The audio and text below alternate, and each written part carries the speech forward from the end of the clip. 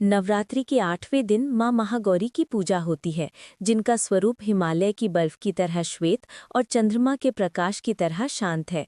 पौराणिक कथा के अनुसार राजा हिमालय की पुत्री पार्वती बचपन से ही भगवान शिव को पति रूप में पाना चाहती थीं। जब वे केवल 8 वर्ष की थीं, तभी उन्हें अपने पूर्व जन्म का स्मरण हो गया और उन्होंने कठोर तपस्या का संकल्प लिया। हिमालय की बर्फीली गुफाओं और शीतल हवाओं के बीच उन्होंने वर्षों तक निराहार और निर्जला रहकर तप किया। तप के कारण उनका शरीर दुर्बल हो गया और रंग काला पड़ गया, परंतु उनके मन का तेज और विश्वास कभी कम नहीं हुआ। उनकी कठोर साधना देखकर देवगण भी चकित हो उठे और सभी उनकी भक्ति को प्रणाम करने लगे। अंततः भगवान शिव उनकी घोर तपस्या से प्रसन्न होकर प्रकट हुए और उन्हें पत्नी रूप में स्वीकार करने का वचन दिया।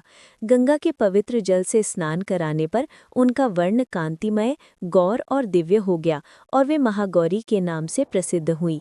मां महागौरी का रूप अद्भुत है। वे श्वेत वस्त्र और आभूषणों से विभूषित हैं। उनका वाहन वृषभ यानी बैल है और उनके चारों हाथों में त्रिशूल, डमरू, अभय और वर मुद्रा सुशोभित रहते हैं।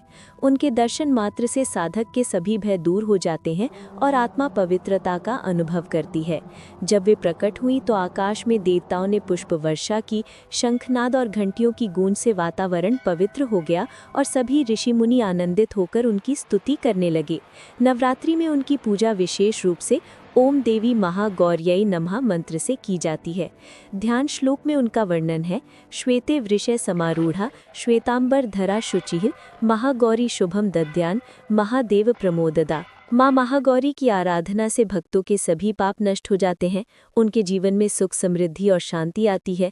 उनकी कृपा से दाम्पत्य जीवन में आ रही बाधाएं दूर होती हैं, ग्रह दोष शांत हो जाते हैं और साधक को अलौकिक सिद्धियां प्राप्त होती हैं।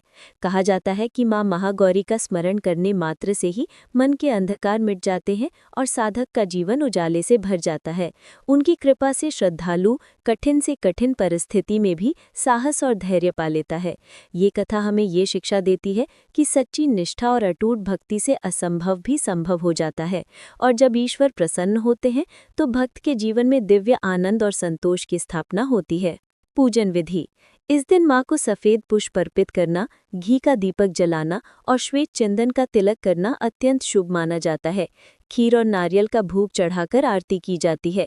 साधक शुद्ध मन से मां का ध्यान करे तो सभी कष्ट दूर होते हैं। भक्त मानते हैं कि इस दिन सच्चे मन से मां महागौरी की पूजा करने से जीवन के सभी क्लेश दूर होकर सौभाग्य और समृद्धि प्राप्त होती है। जिन कन्याओं के विवाह में बाधा होती है, वे यदि मां महागौरी का ध्यान और पूजन करें तो उन्हें शीघ्र ही इच्छित वर की प्राप्ति होती है। इसी प्रकार जो साधक आध्यात्मिक सिद्धियों की तलाश में रहते हैं, उन्हें भी मां की कृपा से मार्ग प्राप्त होता है। मां महागौरी अपने श्वेत स्वरूप के कारण शुद्धता, धैर्य और आत्म संयम की प्रतिमूर्ति मानी जाती हैं। उनकी आराधना से साधक का हृदय निर्मल होता है और वह दिव्य गुणों से परिपूर्ण हो जाता है। ये विश्वास है कि जो व्यक्ति श्रद्धा और विश्वास से 8वें दिन मां का ध्यान करता है, उसके जीवन में कभी अंधकार नहीं रहता।